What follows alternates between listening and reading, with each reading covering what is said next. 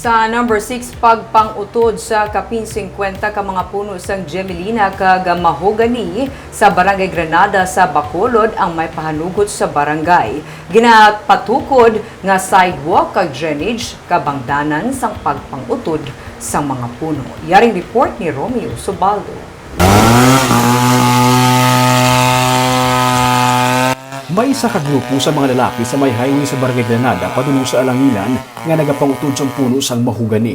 Suno sa nagasarahi, ginutod nila para hawanan ang higad sang dalan para sa sidewalk. Pero pribado nga persona ang nagsugo sa ila kay pribado ini nga propiedad.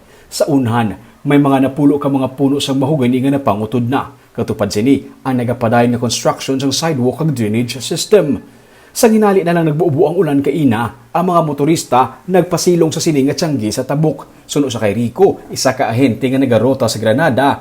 Masamikon mag-ulan, sa idalom sang puno sang kahoy sila nagapasilong pero nakibot sila nga wala nagali sang mga puno. Gani, sa tiyanggi na lang siya nagpangapi. Kung mag-ulan, di ka magapasilong. Minsan, kung walang mga waiting shed, sa mga puno man. Dira, before, across, dira ka makapasilong. Opo. So, buong kay wala na.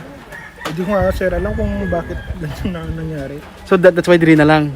Sa Tiangge na. Inabot din ang ulan kaya nagpasilong. Sunod sa kay punong Barangay Alfredo Talimudaw Jr. sa Barangay Granada, may kapin sa 50 ka puno sang mahogani kag Gemelina ang ilagi na aprubahan nga utdon sang Department of Public Works and Highways para sa construction sang sidewalk. Nag-endorse kami sa resolution of no objection, no? No objection, No.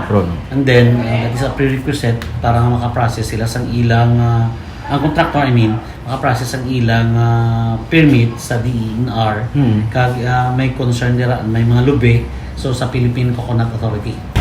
Ang kaso naman yun diri sa may Barangay Granada, kung taon mo subong sa higad sa highway, wala pa sang existing nga sidewalk, wala man sang drainage, gani nga ginpangutod do nga puro sang kahoy para makapatukod sila sang sidewalk. At the same time, may drainage man nga ipatukod. Kag mayara sila sang solar powered street lights man nga ibutang diri. Ini ang mga rason kun nga may kapin sa 50 ka mga puno sang mga mahogani nga ginpangutod diri. Isa sa mga ginkasugtan nila sang DPWH nga sa kada isa ka puno nga utdon, islan sang isa ka gatusman ka mga seedlings kag itanuman mismo sa Barangay Granada. Ang sa Gemelina kag sa mahogani, it was understood nga the DPWH committed that at every tree nga makat nila matanong kami sa 100 ka seedlings. 1:100. Oh yeah, 1:100. Nga dirigi dyan sa mismo sa Granada. Nagkaibalo ang punong barangay nga mainit ang isyu sa karon tuhoy sa pagpangutod sa puno pero paatag niya.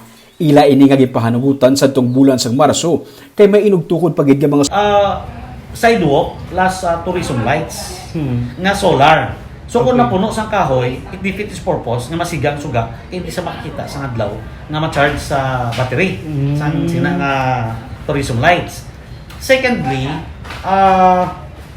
kung may incident TV nga may halin from Iloilo bata sa konsihal nagkato sa kampestuhan natumbahan sa puno patay gid ang bata. Ang mga puno sang kahoy kuno nga ginapangutod ang magakadto sa barangay kag indi sa pribado nga mga individual o kun sa ilang nga mga opisyal. Ginabulubanta nga nagaedad sang 20 tubtub 30 ka tuig ang iban nga mga gipangutod nga puno. Ang Barangay Granada ang ginadagsa sa mga turista sa karon ilabi na kun weekend bangod sa mabugnaw nga klima kag sa mga nagtuluhaw nga mga kanan-an kag kapihan sa higad sang dalan.